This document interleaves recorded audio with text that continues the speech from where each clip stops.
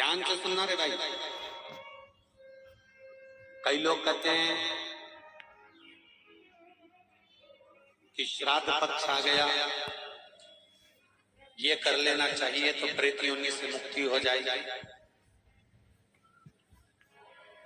पितरों की शांति के लिए ये कर लेना चाहिए तो पितृ मुक्त हो जाएंगे।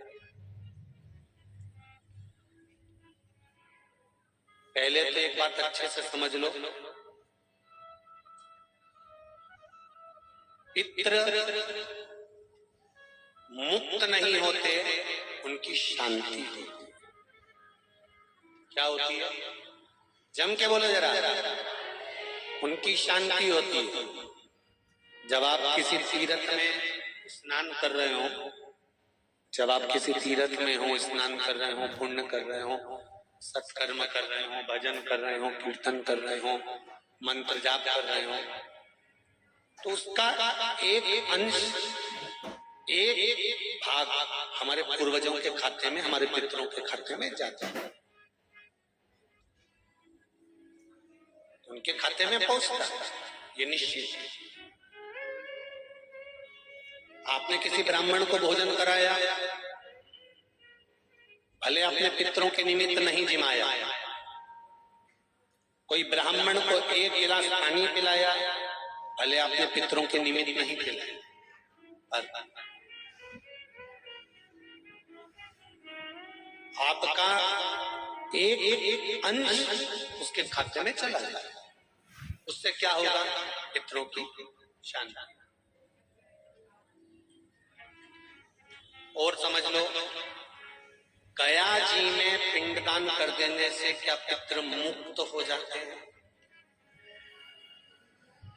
बद्रीनाथ जाकर कपाल क्रिया करने से क्या पितृ मुक्त हो जाते हैं?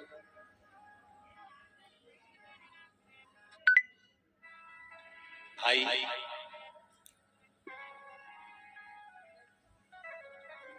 गया जी जाना तो वहां के पंडा जी से पूछना, हम यहाँ पिंडदान कर देंगे तो क्या वो मुक्त हो गए? पंडा जी कहेंगे, आप अपने पूर्वजों को गया का पिंड देकर, उनका पिंडदान कर कर आप उनको भगवान विष्णु के चरणारविंद में छोड़ गए, पर आप घर जाना तो घर पर जब जब श्राद्ध पक्ष आए तब ब्राह्मण को भोजन जरूर करना। भले तुम धूप मत देना, कौवे का मत निकालना, पर एक काम जरूर करना कि ब्राह्मण भोज कराना। उससे क्या होगा? 16 श्राद्ध में जब हमारे पितरों को, हमारे पूर्वजों को पितृलोक से छोड़ा जाता है, तो वो सबसे पहले जिस घर में रहे होते हैं, जहां उनका पिंड घर में दिया होता है, जहां रहे होते हैं, सबसे पहले वो वहां, सबसे पहले वहां आए। और अगर तुमने उनकी तिथि पर, उनके वार पर अगर आपने भोजन करा दिया है, तो उनकी मुक्तता नहीं, उनकी शांति हो जाती है।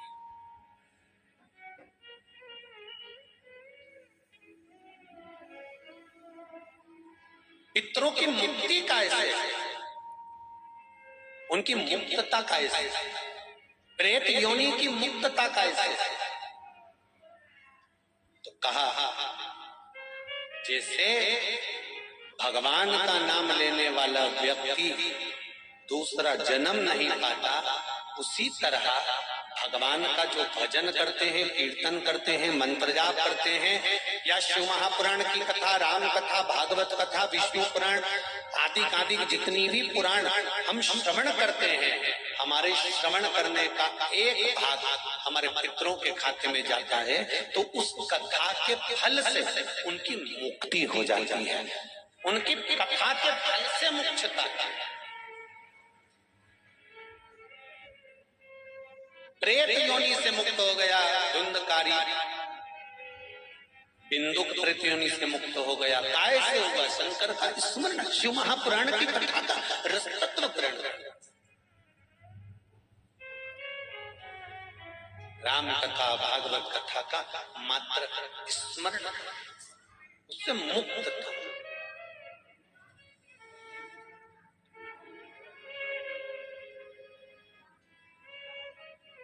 श्राद्ध पक्ष में चाहे चातुर्मास के अंतर्गत श्रावण का जो महीना चल रहा है, इस श्रावण के महीने में आप जो भगवान शंकर को 2 लोटे से जल चढ़ा रहे हो, 2 लोटे नहीं हो, घर में 2 कलश नहीं हो, तो कलश के ऊपर एक कटोरी भी रख कर लेकर 2 कटोरी से आपने अगर जल समर्पित करा है, इसका एक अंश हम पहले भी कथा में कह कर आए हैं कि आप शंकर भगवान को जब जल चढ़ाते हो, शंकर भगवान को जब जल समर्पित करते हो, उसका एक अंश घर में रहने वाले प्रत्येक मनुष्य के, प्रत्येक जीव के खाते में चला जाए।